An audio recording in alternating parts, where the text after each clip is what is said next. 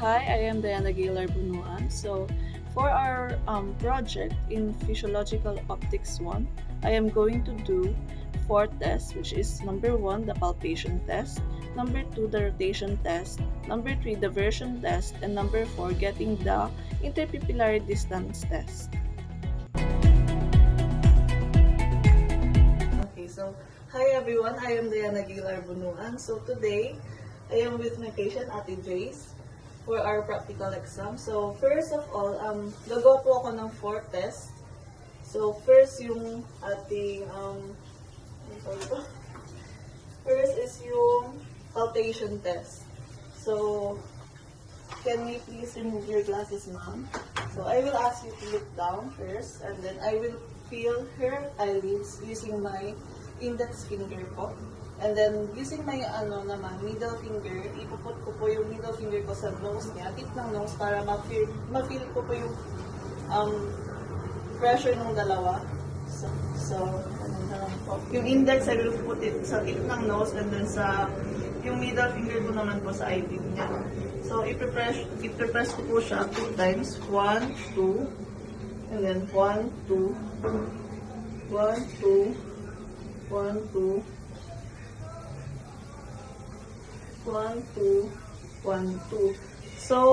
Need natin i-press para malaman natin yung pressure inside, kung smooth ba siya or normal yung IOP niya, or kung may nafe-feel tayong tenderness sa eyelids po natin. Meaning, mataas po yung intraocular pressure po niya, and then may chance po siya to get glaucoma or suspect po siya for glaucoma. Intraocular pressure po, ang normal po na intraocular pressure po natin is 21 mm mercury po. Yun lang po. And then other way para matest po yung or magawa natin yung palpation test natin is using our 4 fingers. I-place lang po natin siya sa top ng eyelid ng patient or kahit sa atin po sa bahay. To feel the pressure po sa loob ng mata niya. Ganun lang po siya kasimple. Ang recording po natin sa patient natin upon checking yung kanyang eyelids or upon doing the palpation test, normal po yung sa patient po natin. Pero kung may na-feel po tayong tenderness or parang may matigas sa kanyang eyelid, ibig sabihin po nun is mataas po yung intraocular pressure niya at pwede po siya maging suspect for glaucoma po. Yun lang po. Today, I will be doing version test or broad H test as my method to see the 9 cardinal gaze of the eye and measure the ocular motility of the eye. We must also take note that the person who will conduct the test will need to have 1 meter distance between the patient. Using the pen light as my focus or object. Ma'am, can you please look upon this tip of the pen lang po, and then follow it without moving your hands po. First, ang gagawin po natin is yung broad H test. Ito po, from center, punta po tayo sa right, up, center, down, up, center po. And then papunta naman sa left, up, to center again, and then down, to center again. And then babalik po tayo. We will be doing this 2 times, up, center, down, center, and then moving here, up, center, down, center. Upon checking, ang movement naman po ng kanyang mata is normal, and then ibig sabihin po nun, nag-move or nagpo-function well yung kanyang EOM. And then kapag may feel kang, may po ba kayong pain or something, or nagda-diplopia po kayo upon looking the tip of the pen? Kung wala po, it is normal po. Pero kapag nag-diplopia po siya or may pain, may problema po sa kanyang muscle, sa extraocular muscle po niya. And then, okay ma'am, ngayon po, I will do some rotation test po, and then I will ask my patient, which is yung Ma'am Jace, to look upon the tip of the pen, and I will do the rotation movement.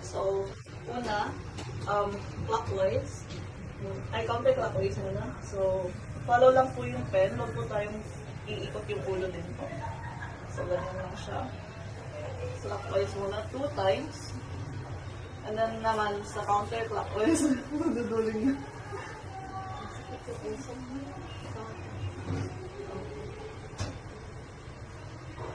So, ganun po.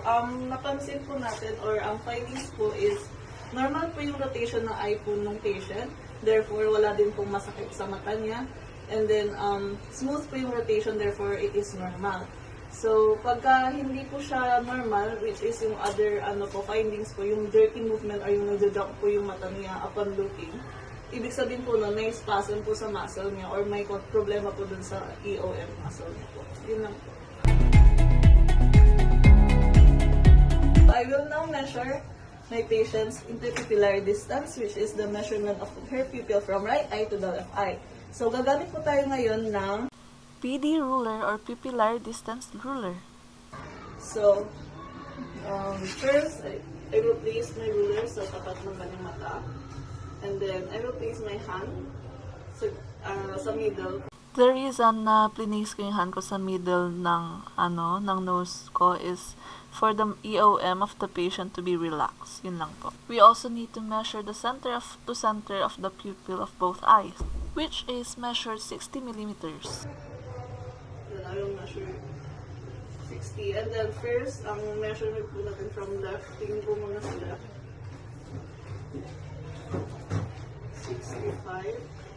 And then, sa right naman po, which is 67. So, ibig sabihin po nun, ang findings po niya is sa far vision po niya or distance vision po niya is 67. Ang near vision po niya is 65 po. Yun lang po. So, the significance of measuring IPD is to determine the extent of pupil of patient in far and near vision. So, pag na-determine na po natin yun, kasi needed po yun sa gagawin na salamin ng patient, it is used for optimal image quality and comfort ng patient sa gagawing salamin niya. That's all for my video. I hope you like it.